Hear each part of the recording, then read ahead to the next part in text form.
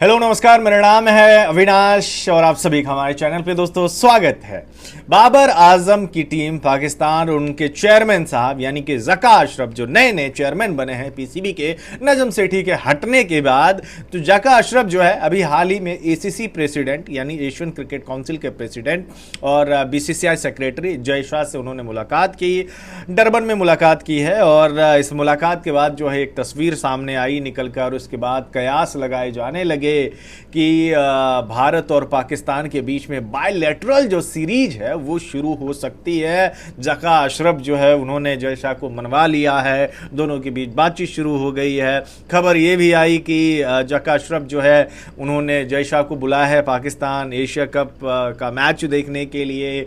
ब्ला ब्ला Indian और Pakistani media में ढेर सारी बातें हुई हैं, लेकिन हकीकत क्या है नहीं है। कल मैं मोहसिन अली को सुन रहा था, वो ये बोल रहे थे कि मैं लिख के दे रहा हूं आने वाले टाइम में बड़ी बायलैटरल ना सही लेकिन छोटी बायलैटरल सीरीज भारत और पाकिस्तान के बीच में आप देखेंगे। हर मीडिया, दोनों देशों का अलग अलग ऑर्गेनाइजेशन, हर कोई अलग अलग दावे कर रहे हैं। इसमें सच्चाई क्या है नहीं है और क्या बातचीत हुई है, ज़का अशरफ या फिर जय शाह ही बता सकते हैं। लेकिन कहा यह जा रहा है कि भारत और पाकिस्तान के रिश्तों को मजबूत करने के लिए और जो तलखियां हैं दोनों टीमों के बीच में, दोनों देशों के बीच में, शायद दोनों बोर्ड्स के बीच में, तो उन तलखियों को दूर करने के लिए जो है ये मीटिंग रखी गई थी।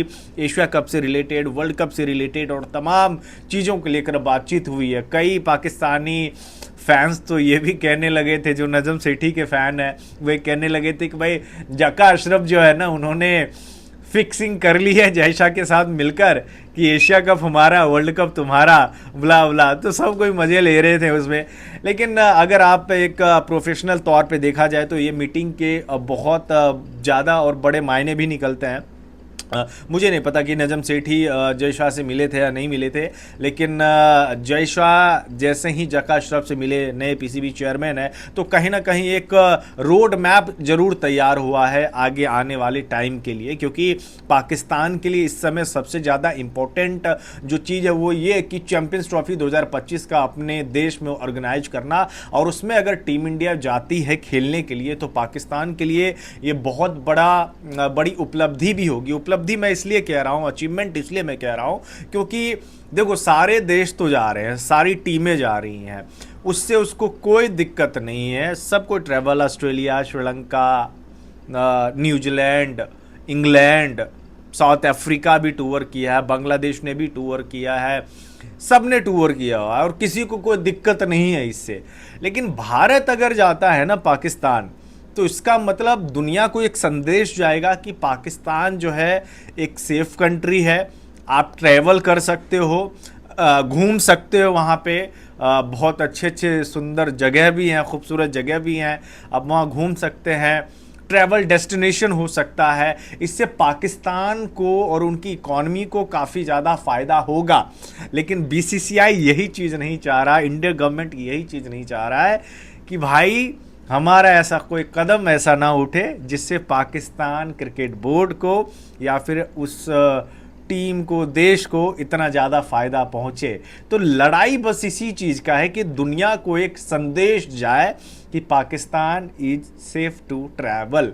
वैसे ऑस्ट्रेलिया को कोई दिक्कत नहीं, इंग्लैंड को कोई दिक्कत हम लोगों को भी नहीं है दरअसल में, क्योंकि हमारी जो अन्य खेलों का जो अदर गेम्स है वहाँ के प्लेयर, हमारे अदर गेम्स के प्लेयर जो है वो पाकिस्तान गए। हमारी ब्रिज टीम गई हुई है वहाँ पे और लास्ट ईयर गई हुई थी, कोई दिक्कत नहीं, सबको अच्छी खातिरदारी की गई है। और पाकिस्तान तो मेहमानों को खातिरदारी करने के लिए ही जाना जाता है। आपको बिलीव नहीं होगा तो हमारे फॉर्मर क्रिकेटर्स को देख लीजिए, उनको सुन लीजिए, वो भी बोला करते थे कि कितनी इज्जत और रिस्पेक्ट जो है उन्हें पाकिस्तान में मिली। और वीरेंद्र सहवाग ने तो यहाँ तक कह दिया कि भाई मैंने तो अपने पूरे ख़ानदान के लिए, ससुर के लिए, सास के लिए कराची, लाहौर से इतने ज़्यादा मैंने कपड़े ख़रीदे थे और अलग अलग चीज़ें ख़रीद कर लेकर आया और किसी ने भी पैसा नहीं लिया। तो देखो हिंदुस्तान और पाकिस्तान की चीज़ें अगर मजबूत होती हैं और दोनों देशों के बीच में क्रिकेट होता है तो मेरे ख्याल से जो लड़ाइयाँ चल रही होती है सोशल मीडिया पे, जो गाली गलौज चल रही होती है, वो चलता रहेगा, वो अच्छी बात है। पता है क्या है, मैं कभी भी इस चीज़ पे बुराई नहीं मानता हूँ कि मुझे कोई गाली दे दे। पाकिस्तान के भी लोग बहुत बहुत गालियाँ देते हैं मुझे, हिंदुस्तान के तो देते ही हैं, देते हैं। बाबर को सपोर्ट करता हूँ इसलिए। लेकिन इससे एक चीज़ ये है ना कि रिश्ते जो है ना दोनों देशों के बीच में बरकरार रहते हैं, हेल्दी जो है ना वो बैंटर होता रहता है। और यही तो है सबसे बेहतर चीज़ हिंदुस्तान और पाकिस्तान का कि कुछ भी हो जाए, कितना भी हो जाए, एक दूसरे से इधर की आवाम और उधर की आवाम दोनों मुंह नहीं फेरती है। मतलब लड़ेंगे लेकिन साथ ही रहेंगे, लड़ेंगे साथ रहेंगे, ऐसा है। इसी वजह से आप देखते होंगे कि जब भी कोई टूर्नामेंट खेला जाता है, हिंदुस्तान और पाकिस्तान का मुकाबला होता है, स्टेडियम के बाहर जो है ना ये इसको चिढ़ाते हैं, वो उसको चिढ़ाते हैं, स्टेडियम में ये इसको चिढ़ाते हैं, वो उसको चिढ़ाते हैं, और सब जो है भांगड़ा कर रहे होते हैं, नच पंजाबन पे डांस कर रहे होते हैं। तो ये मोहब्बत ही तो है, ये मोहब्बत ही तो है। सोशल मीडिया के ज़माने में आजकल हर कोई गाली वाली दे देता है, लेकिन असल में जब आप मिलेंगे, हिंदुस्तान और पाकिस्तान के फैंस मिलते हैं तो सबके एकदम दिलों में रहता है, यार तू मुझे बिरयानी खिला, हम तुमको जो है ये खिलाते हैं, छोले कुलचे खिलाते हैं, कढ़ाई पनीर, तंदूरी बटर रोटी। तो एक मोहब्बत बनी रहती है और ये मोहब्बत हमेशा बनी भी रहनी चाहिए। खैर देखते हैं जका अशरफ और जय शाह की ये मुलाकात कितनी आगे जाती है और इससे क्या पॉजिटिव चेंजेस जो है वो निकल कर सामने आती है। इस वीडियो में बस इतना ही। धन्यवाद। Love you all.